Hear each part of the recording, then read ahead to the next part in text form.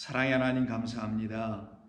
오늘도 저희들은 주님의 은혜 가운데서 이 하루를 시작하며 주님의 참된 말씀을 성령을 통하여서 듣는 그 축복 아래서 이 하루가 복된 날로 지어져 갈 수 있도록 우리 하나님이 저희들과 함께 해주시니 참으로 감사드립니다. 오늘도 주의 은혜를 사모하며 그 평안과 영광 가운데 거하기를 소망하는 모든 성도들에게 하나님께서 함께하여 주시옵소서. 예수님의 이름으로 기도하옵나이다. 아멘. 자, 하나님 말씀 나눕니다. 오늘은 이사야 59장 3절부터, 오늘 좀 본문이 깁니다.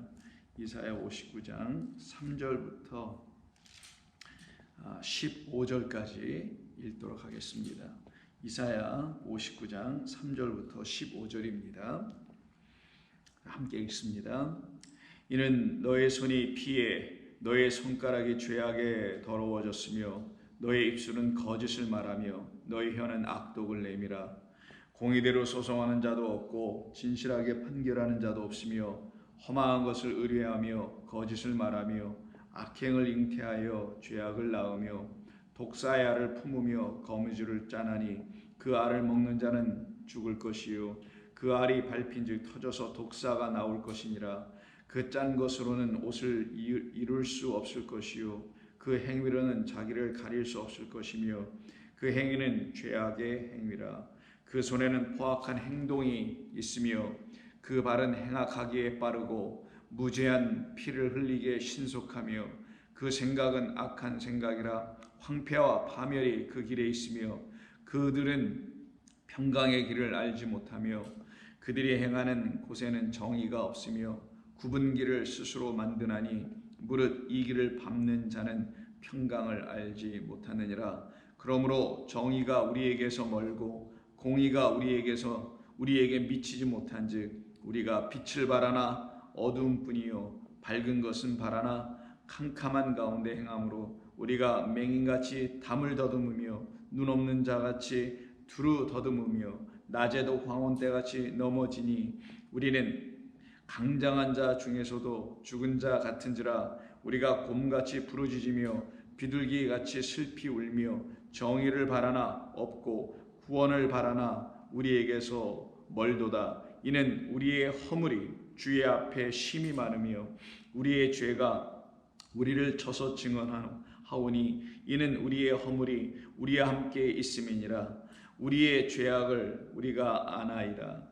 우리가 여호와를 배반하고 속였으며 우리 하나님을 따르는 데에서 돌이켜 포악과 패역을 말하며 거짓말을 마음에 잉태하여 낳으니 정의가 뒤로 물리침이 되고 공의가 멀리 섰으며 성실이 거리에 엎드러지고 정직이 나타나지 못하는도다. 성실이 없어짐으로 악을 떠나는 자가 탈취를 당하는도다. 여호와께서 이를 살피시고 그 정의가 없는 것을 기뻐하지 아니하시고. 아멘. 자, 오늘 본문이 좀 길었죠. 오늘 본문을 3절서부터 15절까지 쭉 읽게 됐던 것은 이 본문 전체가 패역한 백성들에 대한 이야기입니다. 이 세상에 대한 이야기고요. 하나님의 백성들 중 가운데서 패역한 백성이 누구인지, 또한 패역했다라는 말이 무엇인지 여기 본문에서는 죄와 허물이라고 되어 있죠. 그 죄와 허물로 인하여서 정의대로 판단하고 심판하는 자도 없고 공의대로 소송하는 자, 판결하는 자도 없으며 모두가 거짓을 말하며 악행을 잉태하며 죄악을 낳은 상태, 그래서 평강의 길을 알지 못하는 자들로 떨어져 있기에 그들은 정의를 뒤로 물리치고 14절 보면은 성실이 거리에 엎드려졌다라고 표현하는데 이때 성실이 아니고요. 에메트 진리입니다. 그래서 15절에서도 진리가 없어짐으로 라고 표현되는 것이죠. 이것이 바로 하나님께서 15절 끝에 기뻐하지 아니하시는 것이다. 하나님께서 기뻐하지 아니하시는 것이다. 그럼 하나님께서 기뻐하시는 것은 무엇일까요? 하나님께서 당신이 우리에게 행하신 것을 우리가 깨달아 알아 그것 안에 담겨있는 하나님의 그 영원한 사랑을 가지고 그 사랑으로 살아가길 원하시는 것이죠. 그 하나님께서 우리에게 먼저 보여주시고 나타내 주신 그 사랑으로 살아가는 겁니다. 그래서 우리 그리스도인들은 하나님의 사랑을 받은 자들, 그 사랑을 또 아는 자들, 그래서 그 사랑 없이는, 그 사랑이 아니고서는, 하나님의 사랑이죠. 하나님의 그 사랑이 아니고서는 내가 살아나지 못하고 구원받을 수 없는 자라는 사실을 알게 된 사람들이에요. 그래서 그 사랑으로 이 세상을 사랑하며 살아가는 사람들이죠. 그래서 너희가 서로 사랑하면 세상이 너희가 내 제자인 줄 알리라. 그래서 여러분 고린도전서 13장에 보면 사랑장이라는 것이 있죠. 한번 볼까요? 오랜만에 13장에 보면 그리스도인들이 행하는 이 사랑은 곧 하나님의 사랑이 우리에게 나타난 바 된 그 사랑을 말하는 것인데 6절에 보면은 불의를 기뻐하지 아니하며 진리와 함께 기뻐하고 모든 것을 참으며 모든 것을 믿으며 모든 것을 바라며 모든 것을 견디는 자들이라고 그러죠. 악을 행하지 않습니다. 악한 것을 생각하지 않는다가 또 5절에 되어 있죠. 그리스도인들의 이 세상을 향한 삶의 모습입니다. 그리스도인들은 이 세상을 바라볼 때 이 세상이 하나님의 사랑이 없음을 알고서 바라봐야 되는 사람들이에요.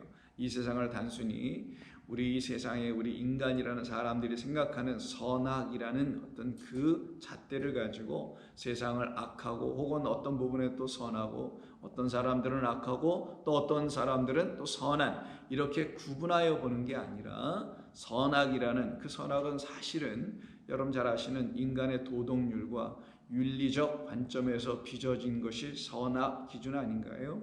그래서 선악이라는 기준에서 나온 도덕과 윤리 혹은 거기서 이루어진 어떤 법, 거기서 나오는 어떤 명령, 그 계율, 이 모든 것은 사실은 어떤 한 문화권 안에서 어떤 한 나라 안에서 세워지고 그 나라와 다른 나라 사이에서는 또 다른 것으로 적용되기도 합니다. 그리고 더 나아가서 한 나라 안에서도 그는 시대에 따라서 계속 바뀌어지고 변화해져 가죠. 한 시대에는 이런 것이 선이고 이런 것이 정의고 했었는데 또 다른 시대에 가보니 그런 것이 또 정의도 아니고 선도 아니다라는 거예요.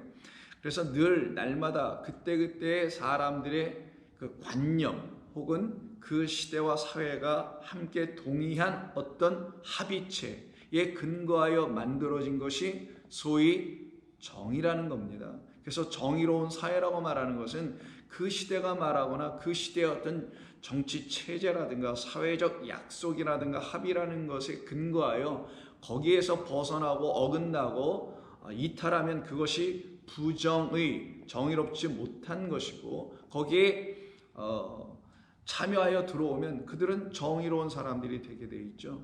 그래서 한 정권에 대하여 법을 집행하는 자들이 한 정권에 대하여 매수가 되어버리면 노예가 되어버리면 그들은 그 정권이 제시해놓은 그 틀에서 만들어진 정의를 실현하는 자들이 되죠. 실천하는 자들이 됩니다. 그런 것을 세상은 정의라고 한다는 거예요. 뭐 여러 가지 더 깊게 말씀드릴 수 있는 것이 수없이 많이 있습니다만은 우리가 그런 것을 지금 오늘 이 본문을 가지고 이야기하려는 것은 그 목적이 아니기 때문에 더 깊이 하진 않겠습니다만은 여러분들이 어느 정도 이 세상을 보시고 경험하셨고 살아보셨고 하셨기 때문에 어쩌면 저보다 더 잘하실 거 아니겠어요. 이 세상에 내놓는 도덕, 윤리, 거기서 빚어진 어떤 법을 집행할 때 정의롭게 판단하고 심판하고 재판해야 한다는 그 정의, 이 모든 것은 인간의 자기 판단이었다는 겁니다. 그 자기 판단이라는 게 뭐예요? 자기에게 유익한 판단을 했다는 것이죠. 자기에게 해로우면 그것은 정의로운 것 같아도 정의롭지 못한 것으로 보더라는 거예요. 취급하더라는 것이죠. 그런 게 그럼 정의인가요? 아니죠.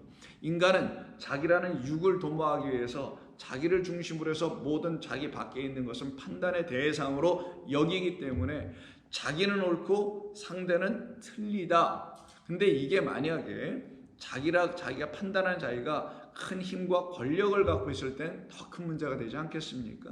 거기서 빚어져 나온 것이 소위 정의란다면 그것을 성경이 말하는 정의로 우리가 만약에 그리스도인들이 생각을 하고 그래 이 세상이 참 보니까 정의롭지 못해 이 세상이 참 악해 그래서 그런 세상을 향하여 하나님의 어떤 정의를 세워야지 라고 생각하신다면 그렇게 생각하는 그 그리스도인들이 생각하는 그 하나님의 정의는 도대체 어디에 근거하는 정의가 될까요?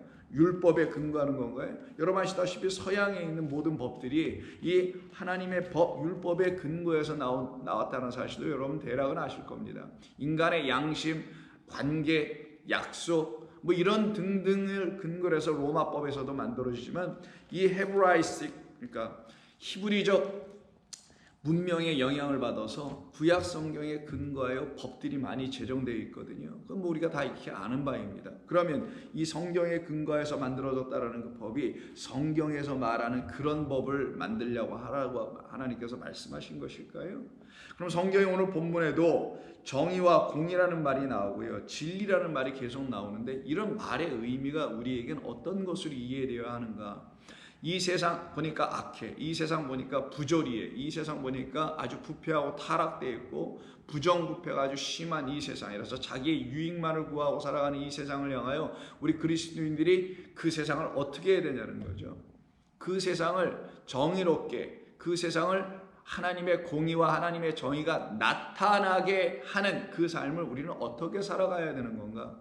정의롭지 못한 어떤 사람들을 제거해버리고 그들을 향하여 반대 시위를 하면서 길거리에 나가는 것이 그리스도인의 이 땅에서 정의로운 삶을 구현해 나가고 하나님의 정의를 이 땅에 세우는 모습일까요?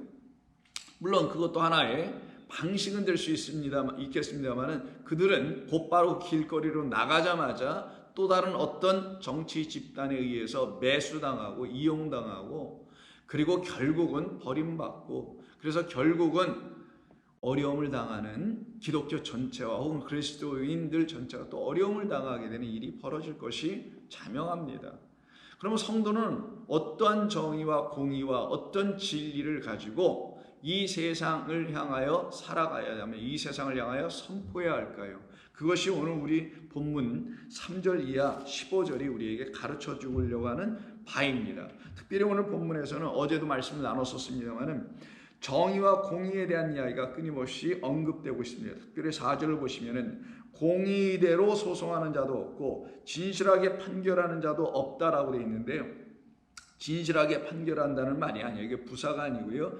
진리로, 진리 안에서, 하나님의 의 안에서, 하나님의 진리 안에서 이런 말이에요. 하나님의 의에 근거하여 부르짖는 자도 없다. 소송이 아니에요. 카라. 부르짖다, 찾다, 어떤 도움을 구하다는 차원은 좀 다릅니다. 뭘 부르짖지도 않아요. 이게 공입니다. 이게 참다운 의입니다. 이게 의로운 것입니다. 라고 하는 그 하나님의 하나님께서 말씀하신 의가 있어요. 성경에는요.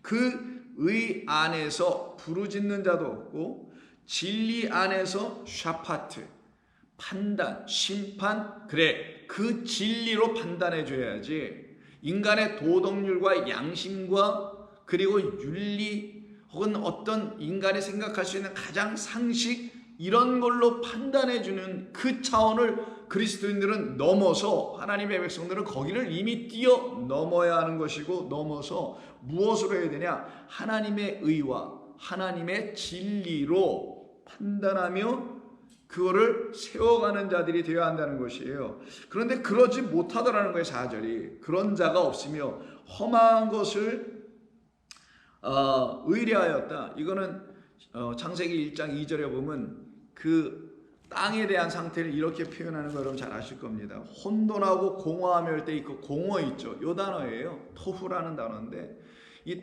공허를 씁니다. 그러니까 공허는 뭐냐면 어떤 형체가 없다. 혹은 empty하다. 텅 비어 있다. 이 텅 비어 있다라는 말이 사실은 성전에 대한 이야기이기도 합니다. 산상수훈의 근거에 보면은 성전이 텅 비어 있어요.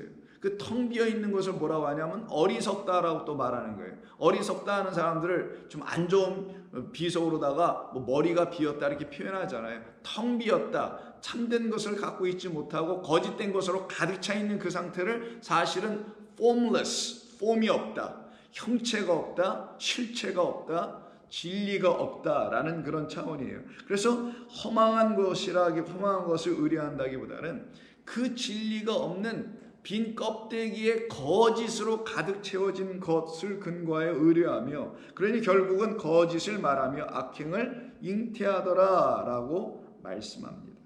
이때 악행을 잉태한다고 되어 있지만 악행이 아니고요. 이건 아말입니다. 여러분 잘 아시다시피 창세기 17장에 모세 여호수아가 전쟁을 하죠. 아말렉과 전쟁을 할 때 그 아말렉이 아말에서 왔다는 사실 알잖아요. 수고하고 무거운 짐을 지게 하다, 애쓰게 하다, 힘쓰게 하다 이런 뜻이죠. 그래서 헛된 짐, 헛된 수고를 계속 하게 하는 그 세력을 아말렉 족속이라고 하잖아요. 그 아말렉을 놓고 여기 본문에서 아말이라는 말을 쓴 것인데 이거는 수고예요. 노동이에요. 힘듦입니다. 성경이 말하는 노동은 하나님의 일하심이 아닌 인간의 노동, 인간의 수고는 그건 다 헛된 것이거든요.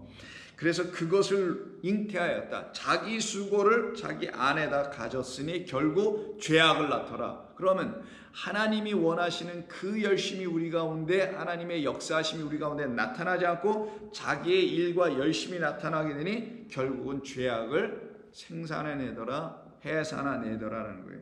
이 상태예요. 이 상태를 놓고 자 이사야 2장에서 이미 이런 말씀을 1장이네요. 1장에서 이런 말씀합니다. 21절 신실하던 성읍이 어찌하여 창기가 되었는고. 간음하는 도성이죠. 정의가 거기에 충만하였고 공의가 그 가운데 거하였더니 예전에 그랬다라는 거예요. 정의와 공의, 여기서 정의가 바로 하나님의 온전한 심판의 말씀이에요. 그리고 하나님의 의가 거기 있었던데 이제는 살인자들 뿐이다. 그리고는 전부 다 패역하며 도둑질하며 뇌물을 바치며 고아와 과부들의 송사는 들여다보지 아니하고 이 악한 일을 계속하더라는 거예요. 실제로 이렇게 했다라는 겁니다. 왜 이들은 이렇게 했을까요? 그들은 자기 중심적 삶을 살았기 때문이었겠죠. 그들은 하나님의 정의와 하나님의 공의가 무엇인지를 알지 못했기 때문입니다. 하나님의 정의와 공의를 알지 못하면 그들은 계속해서 헛된 일을 하게 될 수밖에 없게 되죠. 그리고 그 헛된 일이 뭐예요? 백성들에게 제사나 드리게 하는 거였잖아요. 그래서 지금 이사야 1장 전체가 제사를 금하는 그런 말씀이 나오고 아모스 우리가 어제도 읽었던 것처럼 5장 24, 5절에 오직 정의를 물같이 공의를 마르지 않는 강같이 흐르게 할지어다. 이스라엘 족속아 너희가 40년 동안 광야에서 희생과 소제물을 내게 드렸더냐? 반어법이죠. 아니했잖니. 내가 너희에게 오히려 주었지. 너희가 나에게 뭘 드린 적이 있니? 이렇게 하나님께서 우리를 사랑으로 섬기셨다는 얘기를 하시잖아요. 그러면 하나님의 정의, 공의는 도대체 뭐냐는 거예요. 우리에게 베풀어 주신 당신의 의, 우리에게 보여주신 그 정의가 무엇이냐는 거죠. 그거는 하나님의 정의와 하나님의 공의가 없으면 우리는 온전히 판단도 못 받고 우리가 누구인지 온전히 identified, 그 우리의 정체를, 우리가 어떤 존재인지를, 내가 누구인지를 명확하게 분명하게 진리대로 말씀해 주실 분이 없는데 그분은 오직 하나님이며 그때 하나님께서 우리가 누구인지를 알려주는 당신의 공의의 말씀과 당시의 정의로 하신다라는 거예요. 그럼 그 정의의 말씀, 공의의 말씀으로 그걸 다 함께 묶으면 진리라고 하는 건데 그 말씀으로 우리가 심판받고 그 말씀으로 우리가 공의의 말씀으로 재판을 받고 나온 결과가 뭐냐? 나 죽을 뻔하였던, 아니 이미 죽었지만 근데 계속 그냥 죽은 상태로 놓여지면 그냥 죽은 자가 되는데 나를 살리셨기 때문에 이런 말을 쓰는 거예요. 죽을 뻔하였는데 영원히 죽을 뻔하였던 나. 영원히 죽는다는 게 뭡니까? 육신이 한 번 죽으면 끝이지 뭘 거기서 또 영원히 죽는 게 어디 있어요? 근데 성경은 왜 둘째 사망을 말씀하시면서 영원히 죽는 것으로 말씀할까요? 그건 우리 육으로 끝나버리는 걸 말하는 거예요. 그냥 육적으로 남는 거를 영원히 죽는 거라고 하는 거거든요. 하나님의 영을 갖지 못하여 영이 되지 못한 상태가 되는 거, 그걸 영원히 죽는다라고 하는 겁니다. 그 상태로 떨어질 수밖에 없는 나를 하나님께서 당신의 사랑의 말씀, 하나님의 진리는 하나님의 사랑을 들춰내는 거거든요. 자, 하나님의 말씀은 진리라고 합니다. 이것이 진리로 들려지면 이것이 동시에 무엇으로 들려져야 되는 것인가? 진리로 들려진 모든 사람들에게는 사랑의 메시지로 들려지게 돼 있어요. 자, 그럼 이게 하나님의 사랑이라는 걸로 들려지고 사랑을 알게 된 사람들은 성경을 또 무엇으로 읽어나가겠어요? 진리로, 참된 것으로 읽어나가고 깨달아가게 되겠죠. 그와 같이 나를 이렇게 살려내신 사랑과 진리가 담겨있는 의와 정의의 말씀으로 나를 심판하면 나는 살아나더라. 근데 그때 나를 살려낸 게 정의대로 만약 하셨더라면 난 죽었을 텐데 그 정의, 하나님의 의 안에 담겨있는 게 또 하나가 있더라는 거예요. 나를 살려내는 게 있더라는 거예요.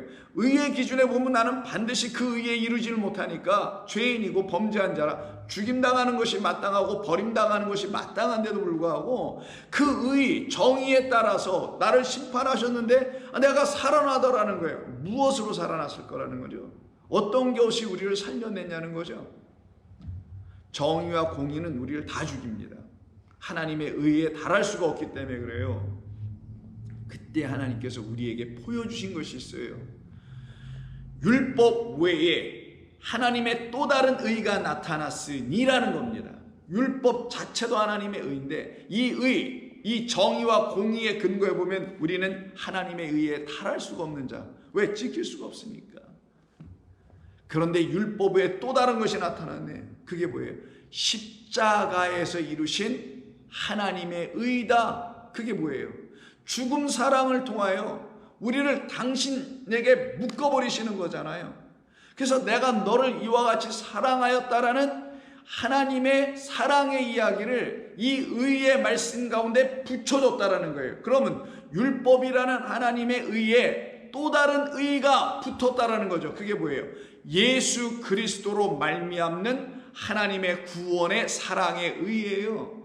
그러니 그리스도 예수의 의가 이 율법의 의를 덮고 가리는, 그가 옷이 되어 이렇게 가리워내지 않으면 율법은 튀어나와서 우리를 공격하고 우리를 정죄하고 우리를 심판의 자리에 누워 몰아넣을 수밖에 없게 되는데, 이 율법을 폐하여 버리실 뿐만 아니라 율법을 하나님의 그 의, 어떤 의? 정의와 공의의 의가 아니라 이제는 어떤 의로 나타나냐? 하나님의 정의와 공의는 긍휼과 인애와 자비와 진리를 담은 것이라는 것을 알게 해주는 의를 이루시는 그리스도로 말미암아 완성되는 겁니다. 그래서 우리가 살아나는 거예요. 율법으로 보면 우리는 죄인이요 죄의 끝은 사망인데, 그렇게 죽어있는 우리들을 향하여 찾아오셔서 우리 주님께서 이루시는 게 바로 하나님의 의입니다. 그럼 의, 공의와 정의가 무엇인지 알 수 있는 유일한 사람들은 누구일까? 먼저는 이 율법이란 하나님의 의의 말씀, 이 정의의 말씀으로 심판받아야 되는, 심판받은 사람들인 것이고요. 그 심판을 받고 나는 죄인으로소이다, 나는 당신 앞에서 살려달라고 말할 자격도 없으며, 당신이 죽으라면, 영원히 죽으라면 죽을 수밖에 없고 아무 소리도 호소할 수도 없는 자입니다. 그저 제가 굳이 할 수 있는 말이 하나 있다면, 나를 불쌍히 여겨 주옵소서. Have mercy on me.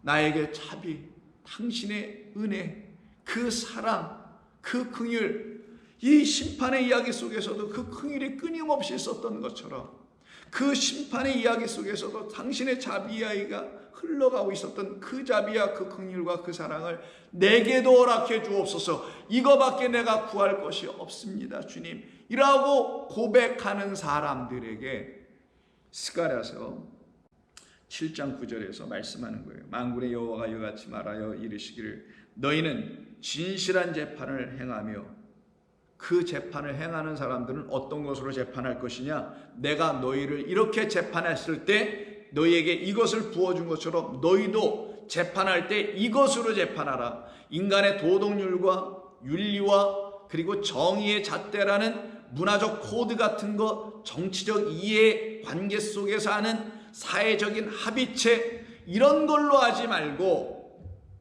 내가 너를 살려낼 때 썼던, 내가 무엇으로 판단하는지를 내가 안다면, 내가 어떻게 구원받고 나의 사랑 안에 거하고 있다는 걸 안다면 너도 똑같이 너의 이웃에게 그렇게 할 것이다. 이게 그리스도인이 세상을 사랑하는 방법이며 섬기는 것인데, 그걸 뭐라고 하냐? 인애와 긍휼을 베풀어라. 성도는 공의와 정의에서 시작하여 공의와 정의의 말씀이 율법의 말씀, 하나님의 변개될 수 없는 말씀으로 내가 죽을 자라는 사실 분명히 깨닫고 거기에서 엎드려야 하는 자들이며, 그 엎드린 자, 자복하고 회개하고 하나님께로 돌아오는 자들은 그들을 정말 돌아오게 하게 하는, 자기 힘으로 돌아오는 게 아니라 그들을 정말 돌아오게 하는, 아버지의 집으로 그 본향으로 돌아오게 하는 인애와 긍휼을 그들에게 베풀어 주십니다. 그 인애와 긍휼을 받은 자들만이 돌아가는 것이 자기가 스스로 이런 말을 듣고 두려워서 떨려서 무서워서 엎드려서 회개하여 스스로 돌아가는 게 아니란 말이에요. 잃은 양은 목자가 찾은 거지 잃어버린 양이 목자를 찾은 게 아닌 것이란 얘기입니다. 잃어버린 양이 회개했다고 하지 않고 목자가 그를 발견한 것을 회개했다고 하잖아요. 당신의 은혜를, 사랑을, 인자를, 헤세드라는 그 자비를 그의 안에다 부어주셨을 때, 우리 안에 넣으셨을 때 내 안에 하나님의 넘치는 은혜가, 사랑이, 긍휼이 있는 그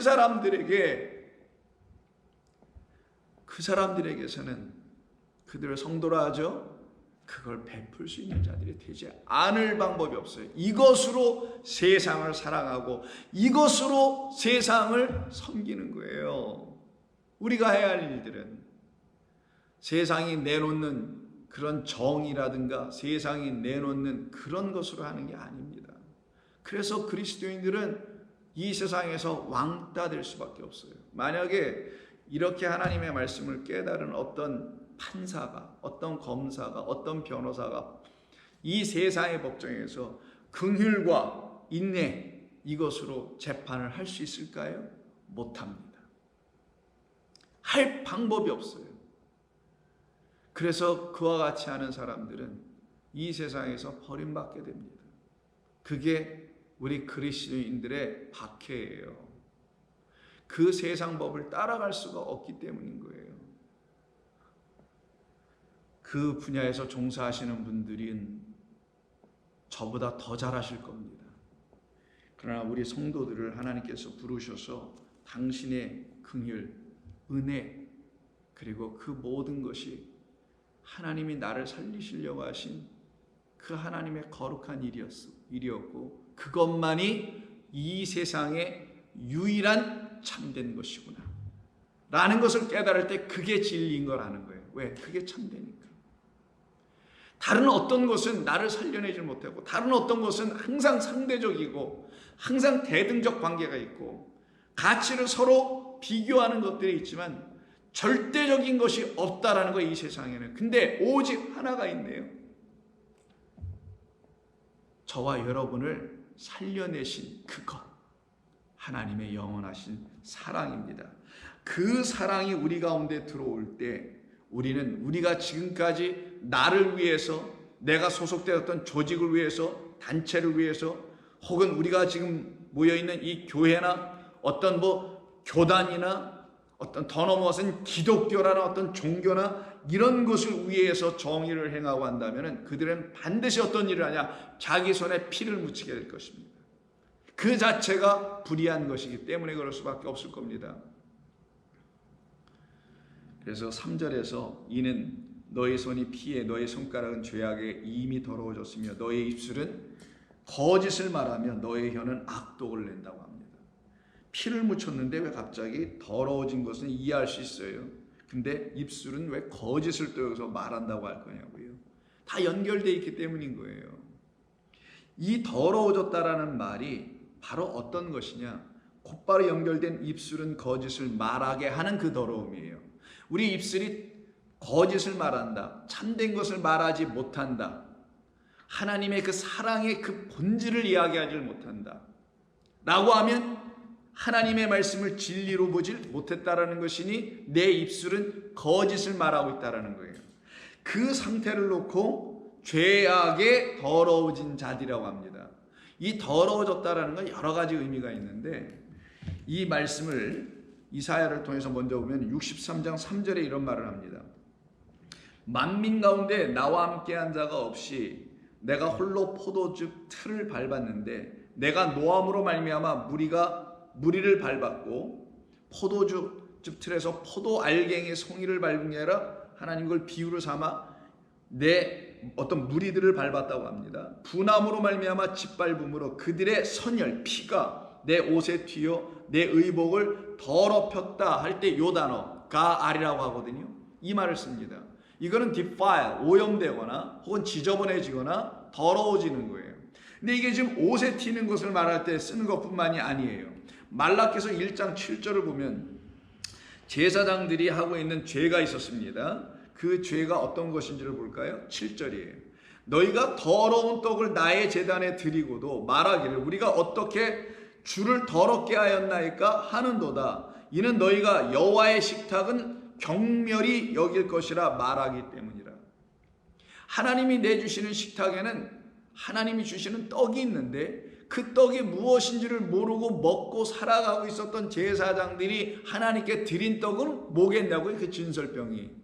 그들을 깨끗하게 한 적이 없는 떡을 드릴 거 아니겠냐고요. 근데 만약에 그들이 하나님의 앞에서 제사장 노릇하다가 이 제사장을 노릇하게 하신 것은 그런 이유 때문에 나보고 평생 제사나 드리라고 하는 그런 일을 시키려고 하신 것이 아니었구나라는 걸 깨달은 제사장들은 어떤 사람일까? 하나님이 주신 말씀을 양식으로 먹고 그 양식이 그냥 무슨 밥이나 떡이나 국 이런 것이 아니라 나의 영혼을 깨끗게 하는 말씀이라는 사실을 미처 알지 못한 사람들은 이렇게 계속 말할 것이나 안 사람들은 자기를 더 이상 더럽게 하지 않을 거 아니겠어요. 이때 더럽게 하는 게 그들이 들고 있는 양식이라는 소위 하나님의 말씀이었다라는 겁니다.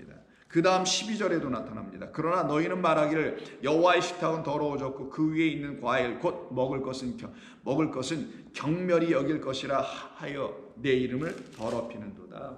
이름은 말씀이죠. 즉 오늘 본문이 지금 3절에서 말하고 이 더러워졌다, 더럽힌다라는 것은 하나님의 말씀이 우리 안에서 더럽혀졌다라는 거예요. 그 말은 무엇이냐? 하나님의 말씀은 깨끗한 진리의 말씀인데 그 진리의 그 깨끗한 말씀, 나를 씻는 말씀, 나의 영혼을 깨끗게 하는 말씀으로 작동하지 못하고 있다. 일하지 못하고 있다라는 거예요. 이 하나님의 말씀이. 그래서 어떻게 된 거냐? 내가 악을 행하는 자가 되죠. 하나님의 말씀이 온전한 사랑의 말씀, 나를 살려내신 말씀으로 들려주면 왜 내 이웃에게 선한 일을 하지 않겠어요? 그리스도인들은 세상이 알지 못하는 사랑과 그 긍휼과 하나님의 자비를 베푸는 사람들이고 세상이 알지 못하는 선한 일을 하는 거거든요. 선한 일은 사람을 살려내는 일입니다. 어떤 것으로? 그 가난한 상태에서 굶주리고 기근마저 있는 이 세상, 하나님의 말씀을 갖고 있지 못하여 죽어가고 있는 이 세상을 향하여, 그 가난한 자들 향하여 그 양식, 어떤 양식으로? 더럽고 경멸한 양식이 아니라 깨끗한 양식으로 주는 거예요. 그러면 깨끗한 양식을 먹어본 자가 그 깨끗한 양식을 또 줄 수 있을 거 아니겠어요? 그들을 놓고 우리 주님이 새 계명을 너에게 주노니 서로 사랑하라. 이로써 세상이 너희가 나의 제자인 줄을 알게 되리라. 어떻게? 한 번도 먹어보지 못한, 한 번도 받아보지 못한 그 사랑, 그 말씀을 통하여 세상이 너희들을 그렇게 닦아내고 발 닦아주시고 너희들을 그렇게 십자가에서 대속물이 되어 죽어주신, 섬겨주신 그분이 바로 이런 분이었어 라고 알게 해주는 오른쪽의 것으로 가르쳐줘야 되는데, 왜? 왼쪽의 것은 전혀 알지 못하는 그것으로 가르쳐줘야 되는데, 왼쪽의 것이 즉 세상이 이미 다 알고 있는 그 선한 사업, 선한 일, 이웃 돌봄 뭐 이런 것들 있잖아요. 그런 걸로 너희들이 살아가면 오른손이 하는 일을 왼손이 모르게 하라는 그 말을 너희들 이루지 못하잖아 라는 말씀과 같은 것입니다. 그래서 오늘 이 본문에서도 더럽게 하는 것, 그것은 이들의 무슨 악한 마음, 누구를 미워하는 마음, 욕심 많은 마음 뭐 이런 것으로 더러워졌고 사리사욕을 취하고 부정하고 부정부패하고 이런 걸 얘기하는 게 아니에요. 성경은 우리의 영혼이 하나님의 깨끗한 말씀으로 채워지지 않은 상태를 말하는 겁니다. 그걸 하나님이 부정하다, 더럽다라고 하시는 거예요. 그러면 그 입술은 거짓을 말하며 그 혀는 악독을 내죠. 독을 내는 건 뱀이잖아요. 그래서 곧바로 그 다음 5절에 독사의 알을 품은 자들이라고 표현하게 되는 것입니다. 그리고 그 거기에서 나온 것을 가지고 자기를 깨끗하게 한다고 옷을 만들어 입는 이야기가 주 뒤에 연결되어 나오죠. 바로 이와 같은 상태에서 죄악을 잉태하고 있는 자들의 말, 그 거짓으로 계속 백성들을 미혹하는 사람들에 대한 이야기가 이사야 32장 6절 이하에 나와요. 어리석은 자에 대한 이야기입니다. 이는 어리석은 자는 어리석은 것을 말하며 그 마음에 불의를 품어 간사를 행하며 패역한 말로 여호와를 거스리며 줄인 자의 속을 비게 하며 목마른 자에게서 마실 것을 없어지게 하는 자들이다. 왜요? 그들도 어리석다라는 말을 빈자라고 그랬죠. empty, 그 토후, 공허한 자들이에요. 하나님의 지혜의 그 영의 말씀으로 채워지지 않아서 어리석은 자. 그래서 여러분 지혜로운 다섯 처녀, 그 미련한 다섯 처녀라는 게 있잖아요. 이 사람들은 그걸 갖고 있지 못하다라는 거예요. 그래서 줄인 자의 속을 채우지 못하고 더 가서 바닥을 내게 하네. 더 비워버리게 하네. 목마른 자에게 가서는 마실 것을 그나마 갖고 있는 걸 더 없애버리고 말려버리는 일을 하더라는 거예요. 자기가 뭘 좀 안다고 해서 말을 했는데 그게 오히려 그 어떤 영혼을 더 해하다라는 그런 이야기입니다. 악한 자는 그 그릇이 악하여 악한 계획을 세워서 거짓말로 가련한 자를 멸하며 가난한 자가 말을 바르게 할지라도 그리함이거니와 존귀한 자는 그렇게 하지 않는다. 존귀한 일을 계획하나니. 그럼 존귀한 자가 어떤 사람들이에요? 바로 하나님의 말씀을 통하여 하나님의 뜻이 무엇인지를 알게 된 그 존귀한 자들은 그렇지 않다라는 것을 말하는 거잖아요. 그래서 이 상태에 있는 사람들을 놓고 뭐라고 하냐? 오늘 본문 59장 13절에서 여호와가 우리가 여호와를 배반하고 속였다고 말하며 우리 하나님을 따르는 데에서 돌이켰고 배신한 거예요. 포악과 패역을 말하며 거짓말을 마음에 잉태한 자들이다. 다른 걸 잉태한 게 아니라 거짓을 잉태했다고 합니다. 그럼 거짓을 날 수밖에 없죠. 거짓을 난다는 게 거짓을 말한다라는 말입니다. 이 상태를 놓고 죄와 허물로 죽어있는 자라고 하는 거예요, 성경은. 그래서 죄와 허물로 죽어있는 자 12절 이는 우리의 허물이 주의 앞에서 심히 많으며 우리의 죄가 우리를 쳐서 증언하오니 우리가 사망 가운데 있음을 우리가 이제는 알겠습니다 라고 고백하며 나오는 사람들에 위해서 하나님께서 보내신 그들을 살려내는 당신의 인애와 긍휼로 오신 우리 주님을 만나게 되는 겁니다. 그 우리 주님을 만났던 사도 바울이라는 사람이 에베소 2장에서 이렇게 말합니다. 허물과 죄로 죽었던 너희를 그가 살리셨도다 라고 되어 있는데 2장 1절에는 그는 너희를 살리셨도다 라는 말은 없어요. 뭐만 있냐면은 너희의 허물과 너희의 죄로 죽어 있었던 이라는 말밖에 없어요. 완전히 네크로스 상태에 죽어 있었던 우리. 그럼 우리의 죽음을 가르치는 게 뭐냐? 성경에서 인간의 죽음에 대한 이야기가 뭐냐? 육신의 죽음? 아닙니다. 2절. 어떤 거라고 표현하냐면 그때에 이 죽어 있을 때 너희들의 상태라는 건 이런 거야. 죽어 있는데 어떤 일을 하는 사람들이냐? 정말 숨 안 쉬고 죽어 있는 게 아니라 그때 너희는 그 가운데서 행하여 세상 풍조를 따르고 이게 죽어 있는 거. 공중의 권세 잡은 자를 따랐으니 곧 지금 불순종의 아들들 가운데서 역사하는 영이라고 되어 있습니다. 영은 말이에요. 말을 따라가는 자들이에요. 전에는 우리도 다 그 가운데서 우리의 육체의 욕심을 따라서 지내며 육체와 마음에 원하는 것을 하여 다른 이들과 같이 본질상 진노의 자녀였더니 긍휼이 풍성하신 하나님이 그런데도 불구하고 정의, 하나님의 말씀, 율법, 공의의 말씀으로 재보면 우린 다 죽어야 되는데 본질상 다 진노의 자녀여야 되는 것이 맞는데 하나님의 인애와 긍휼이 우리를 어떻게 해요? 그 풍성함에 우리가 다 압도되었다. 하나님의 그 놀라운 사랑 안에 있는 긍휼과 그 풍성하신 사랑이 우리를 압도해버렸다. 이게 풍성하다는 뜻이에요. 하나님이 우리를 사랑하신 그 큰 사랑으로 인하여 허물로 죽은 우리를 그리스도와 함께 살리셨고 너희는 은혜로 구원을 받은 것이라. 그러면 우리가 해야 될 게 뭐겠어요? 그 은혜의 지극히 풍성함을 오는 세대에 그리스도 안에서 우리가 나타내는 일 이거밖에 더 있겠어요? 그와 같이 죽어있는 우리를 살려내신 하나님의 은혜가 우리 가운데 정말 임하였더라면 뭐가 우리를 살려내신 것이냐? 그리스도께서 우리에게 주신 참된 말씀. 어떤 거예요? 너는 죽을 수밖에 없는 그런 존재이나 하나님이 너를 불쌍히 여기셔서 너를 살려내시길 원한다. 이게 참이에요. 이게 진리입니다. 그 진리를 우리가 갖게 되면, 그래서 그것으로 살아나게 되면 우리는 더 이상 거짓을 따라가지 않죠. 거짓은 뭡니까? 너는 너의 죽음을, 너의 사망을, 너의 선한 일을, 너의 변화된 모습을 가지고 하나님께 나아가면 되는 거야. 이게 거짓이에요. 근데 참은 뭐냐? 나는 죽었다 깨나도 안 되기에, 그래서 당신이 죽으셨던 거군요.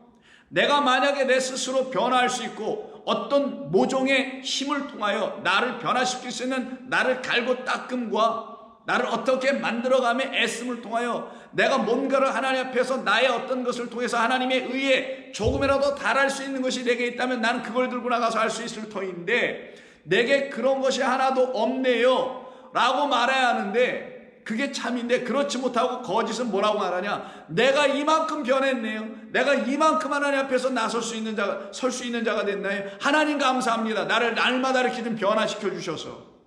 그러면 그들에게는 누가 필요하지 않느냐? 예수님의 십자가가 필요하잖아요. 근데 그렇게 말하고 있는 사람들은 예수님의 십자가 또 왜 필요한가? 그분이 나를 대신해서 죽어주심으로 말미암아 나의 삶이 좀 변화가 됐다고 말을 하더라는 거예요. 그러면 예수님의 십자가의 죽으심이 그 인간의 성격이나 이 땅에서 도덕적으로 좀 잘못하고 있는 부분을 개과천선시키는 그런 일을 위해서 예수님이 십자가에 죽으신 겁니까? 그건 십자가에 대한 모독이죠. 성령을 모독하는 것이죠. 그래서 참된 말, 진리를 가진 사람들은 참된 삶을 살게 되는데 어떻게 사냐? 그게 은혜로 사는 거예요.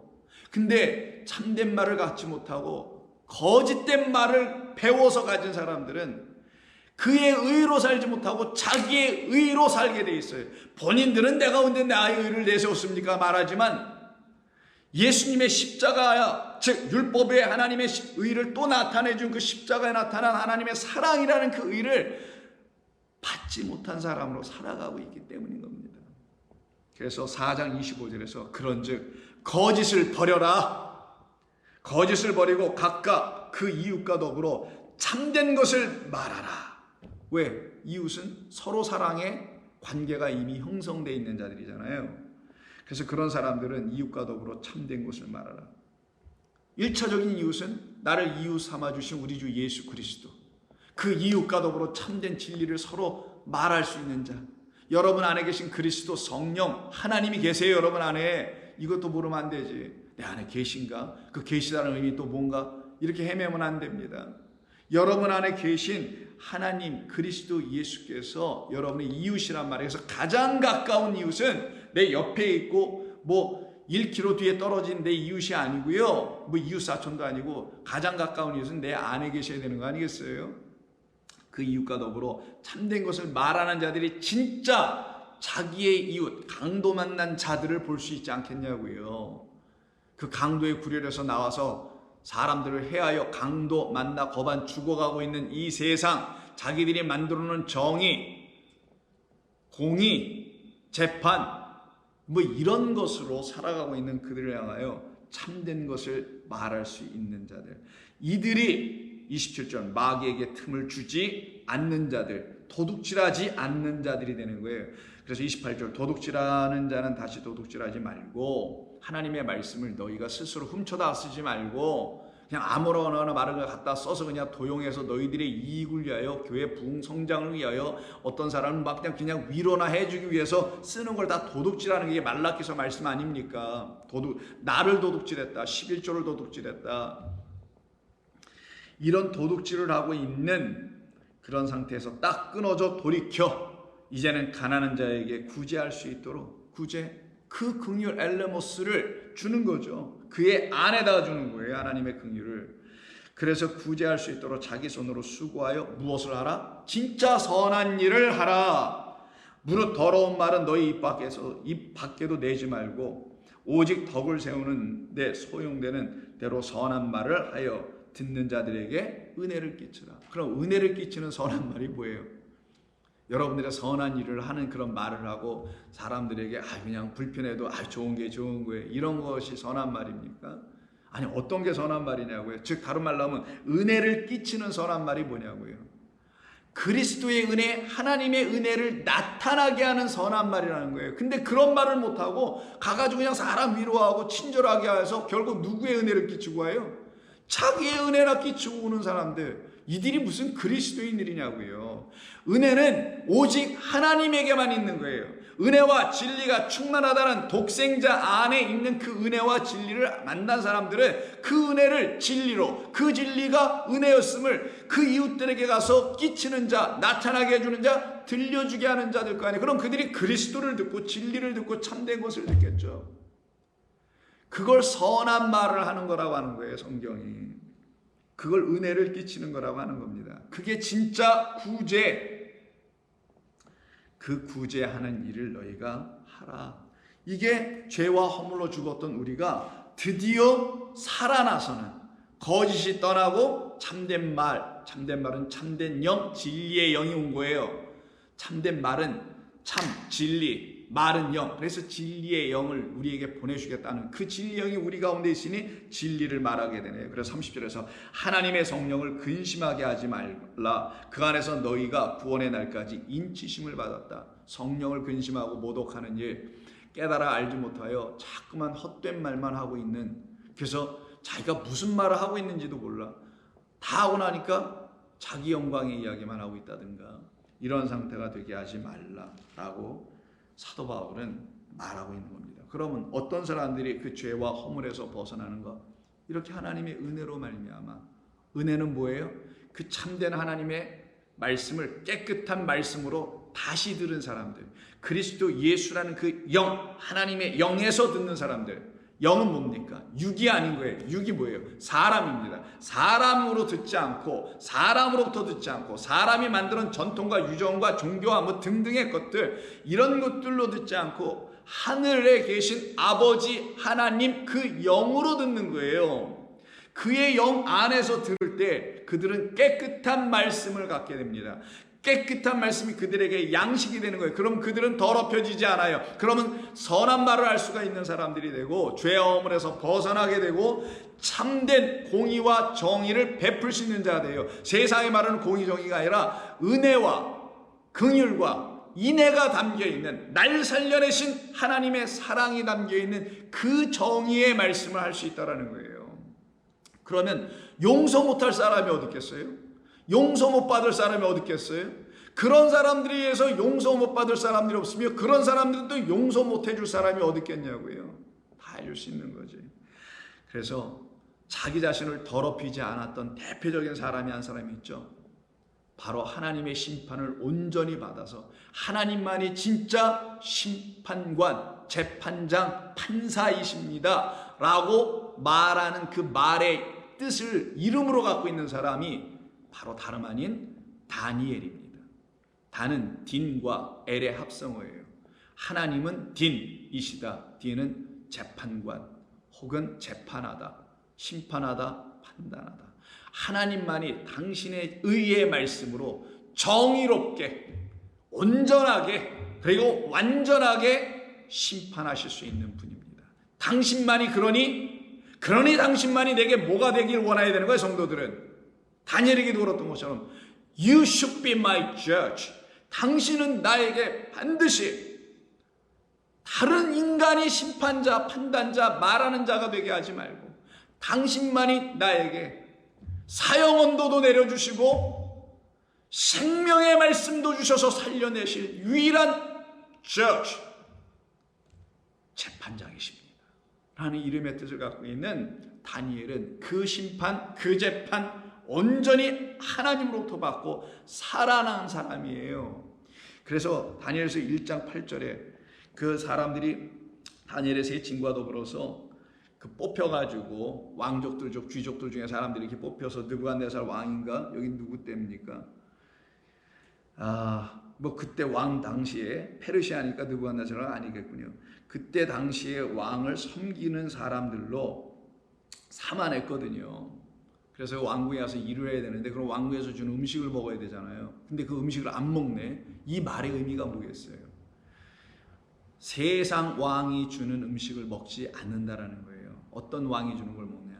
하늘의 왕, 그 왕으로 오신 누구? 그리스도라는 그 왕, 예수라는 왕이 주신 양식은 아무도 못 먹었고, 율법의 왕이 주는 게 아니라 은혜의 왕이 주시는 양식을 먹는 사람들만이 자기가 더럽혀지지 아니하고 더 이상 깨끗하여지더라는 거예요. 그래서 8절에 다니엘은 뜻을 정하여 왕의 음식과 그가 마시는 포도주로, 떡과 포도주잖아요. 그러니까 그 왕이 주는 떡과 포도주를 더 이상 마시지 않고 새 나라, 그 나라에서 주시는 새로운 양식과 새로운 포도주를 마시는 자가 되길 원하여 더럽히지 아니하였다로 되어 있어요. 왕이 주는 음식과 그가 왕이 마시는 포도주로 자기를 가알 더럽히지 않았다. 이게 오늘 본문의 그 더럽힌 거예요. 더럽히지 아니하리라 하고 자기를 더럽히지 아니하도록 환관장에게 구하니 하나님이 다니엘과 하여금 다니엘로 알고 환관장에게 은혜와 긍휼을 얻게 하셨더라. 그럼 성경은 이렇게 똑같은 얘기만 합니다. 그래서 성경을 그렇게 보는 사람들은 맨날 어떻게 보면 똑같은 말하는 것 같아 보일 겁니다. 근데 그걸 또 들어 우리가요. 어떻게 보면 진리고 그만 들었으면 좋겠고 또 그만 말했으면 좋을 것 같은데 우리는 매일 들을 원해요. 왜 그런지 아세요? 성도는 매일 듣길 원합니다. 매일 그 긍휼로 살아나기 때문이에요. 매일매일 나는 죄인이고 매일매일 중노란데 중노랄 수밖에 없는데 나를 또 매일매일 그리스도의 십자가 아래서 살려내기도 한단 말이에요. 그래서 자기를 더럽히지 아니하더라. 은혜와 긍휼로 나를 찾아오신 누구? 진짜 하나님이라는 재판장을 만났다라는 거예요. 처음에는 우리가 누굴 만나냐? 자기의 죄를 자기가 바라보고서는 무섭고 공포스러운 재판장 하나님을 만나요. 그래서 그 무서움을 어떻게 해결해 보려고 지옥에 가기 싫어서 여기 있는 말씀대로 막 살아야 한다니까 그대로 막 살아보려고 했던 것이죠. 그게 바로 거짓말을 잉태한 상태예요. 거짓된 말을 주는 자들 때문에 거짓말을 잉태한 상태. 그래서 거짓을 난 걸 갖다가 아까 오늘 본문에서 뭐라고 했습니까? 아말이라고 했잖아. 악행을 잉태했다고. 아말, 헛된 수고나 계속하게 하는 그걸 잉태하게 된 거예요. 그래서 헛된 수고라 해서 죄악을 낳기만 한 거죠. 그런 우리에게, 그래서 그 하나님을, 그 정의와 공의의 하나님만 바라보고 있었던 우리에게 그리스도 예수 하나님의 참되신 아들이 오심으로 우리를 거기에서 끌어내요. 하나님의 말씀은 이런 것이었어. 너를 지극히 사랑하여 너에게 긍휼과 인애를, 자비를 베풀어 너의 영혼을 거짓되게 하는 말을 갖게 하지 않고 너의 영혼을 하나님의 참된 말씀, 은혜로 충만, 사랑이라는 말씀으로 충만, 진리로 충만하게 만들려고 하셔서 너희를 하나님의 그 백성 삼으시려고 하셨던 거야. 그게 너에게서 이제는 입을 통하여 진리로, 사랑의 메시지로 이 세상을 향하여 선포되게 하실 거야. 그들을 놓고 오늘 본문이 말씀한 거예요. 그래서 오늘 본문은 좀 긴 본문이었습니다만은 참된 진리가 세워지지 않아서 진리가 없는 거리라고 그랬죠. 그래서 오늘 본문 14절에 성실이 거리에 엎드려졌다는 말이 아니고 진리가 다 쓰러져 있는 그런 이 세상에 살고 있는 저와 여러분들 몇 사람들을 찾아내셔서 하나님이 당신의 백성으로 택하신 겁니다. 저는 여기서 할렐루야를 안 할 수 없어요. 정말 여호와 하나님을 찬양하지 않을 수 없습니다. 할렐루야 뜻은 여러분 아시다시피 주를 찬양하라잖아요. 호산나 외치지 않을 수 없어요. 나를 구원하신 그분을 찬양하지 않을 수 없습니다. 그와 같은 기쁨의 백성들로 선한 말로 세상이 말하는 정의와 공의가 아닌 하나님의 그 선한 말, 내게 베푸신 긍휼의 말씀, 진리의 말씀, 은혜의 말씀으로 세상을 섬기는 저와 여러분 되기를 바랍니다. 하나님 감사합니다. 오늘도 주신 말씀을 통해서 우리를 당신의 백성 삼으시려고 하나님의 사랑에 대한 놀라운 이야기를 우리에게 다시 들려주시니 이 말씀으로 우리 당신의 백성들 되게 하셨사오니 감사합니다. 저희들 은혜 없이 살 수 없으며 당신의 긍휼 없이는 단 1초도 이 땅에서 존재할 수 없는 자들이나 이제 당신의 긍휼과 사랑의 말씀으로 이 땅이 아닌 영원한 당신의 나라에서 영원으로 존재하게 하시니 감사합니다. 오늘도 주의 백성들 이 마음을 가지고 복되고 활기차고 감사한 마음으로 살아가게 도와주옵소서. 예수님의 이름으로 기도드립니다. 아멘.